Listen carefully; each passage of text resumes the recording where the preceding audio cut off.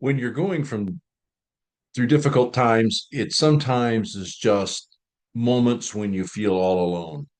So I want to talk to you today about the idea of how we can go from loneliness to Christian power.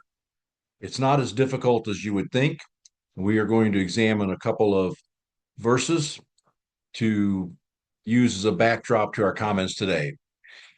In 1 Corinthians 1:10, we read this, I beseech you, brethren, by the name of our Lord Jesus Christ, that you all speak the same thing, that there be no divisions among you, but that you be perfectly joined together in the same mind and in the same judgment. And then a second passage comes from Ecclesiastes chapter 4, verses 9 through 12, where the wise man Solomon writes, two are better than one because they have a good reward for their labor. For if they fall, the one will lift up his fellow. But woe to him that is alone when he falleth, for he hath not another to help him up. And again, if two lie together, then they have heat. But how can one be warm alone? And if one prevails against him, two shall withstand him. And a threefold cord is not quickly broken. Have you ever felt alone? I mean, really alone? Did it seem like no one cared if you succeeded or failed, if you lived or died? Have you faced something unpleasant with no one nearby to support you? You see, a great gulf exists between wanting a little time alone and feeling abandoned. If you've been there, you understand every word that I've spoken. Aloneness or feeling lonely comes with a sense of weakness and vulnerability. Sometimes loneliness seems like you are shrouded in fear.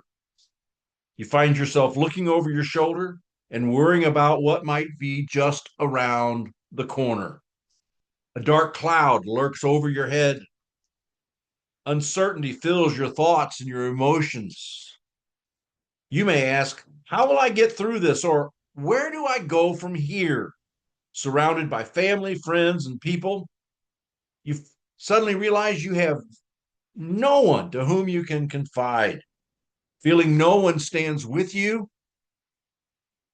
the room of your life just seems empty, desolate, and foreboding. You long to feel supported, maybe even noticed. Alone and friendless, you sense a lack of strength to win even a battle, and certainly not win the war. If only there were someone, anyone, who could lend their strength to your weakness and their presence to your absence. I'm here today to tell you there is one who longs to stand by you in the good times and in the fearful and in the lonely hours. Not only one, but he brings many with him. He can lift you from the shadows, from fear, from loneliness, and set you on solid ground. You see, here's what Jesus brings to your life. Proverbs 18:24, the first part of the verse says, there is a friend that sticks closer than a brother. Inviting Jesus into your life gives you someone who will always be there and is always interested in you. We look at Psalm 68, chapter 5. We read these words, or verse 5. We read these words, God setteth the solitary in families. He bringeth out those which are bound with chains. Does it sound like familiar? Alone?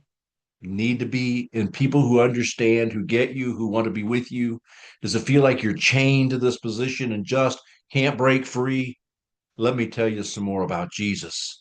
He surrounds you with people who love you.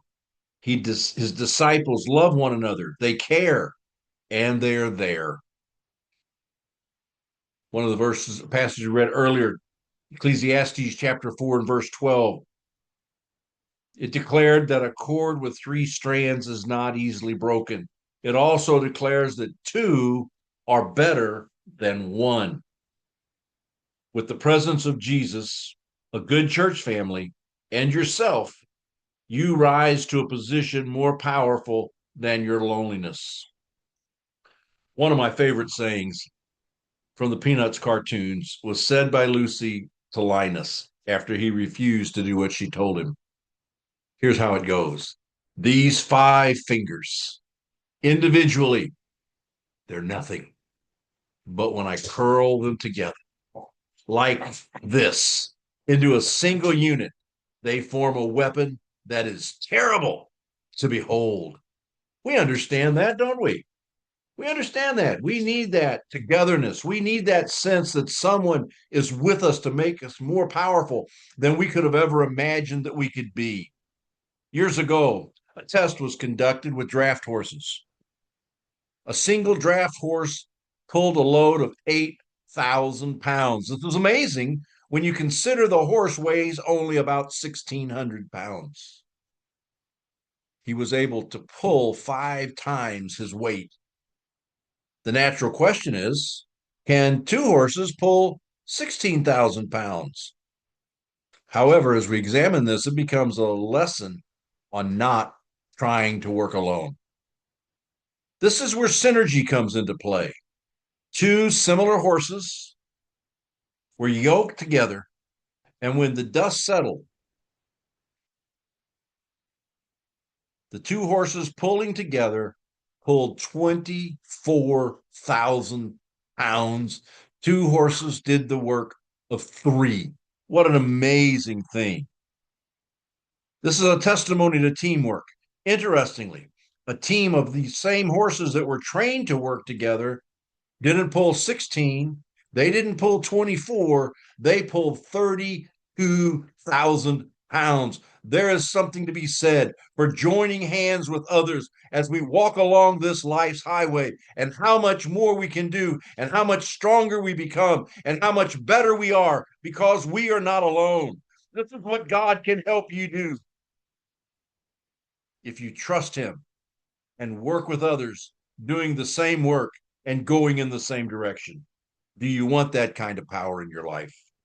God can and will deliver you from that sense of loneliness, powerlessness, if you will allow Him. You can have that presence in your life, both within and without Jesus, in your heart, friends surrounding you. You become that cord that is not easily broken. God will give you His strength to replace your weakness, and friendship to replace your loneliness, if you will just let Him do that for you today. God bless you so very much.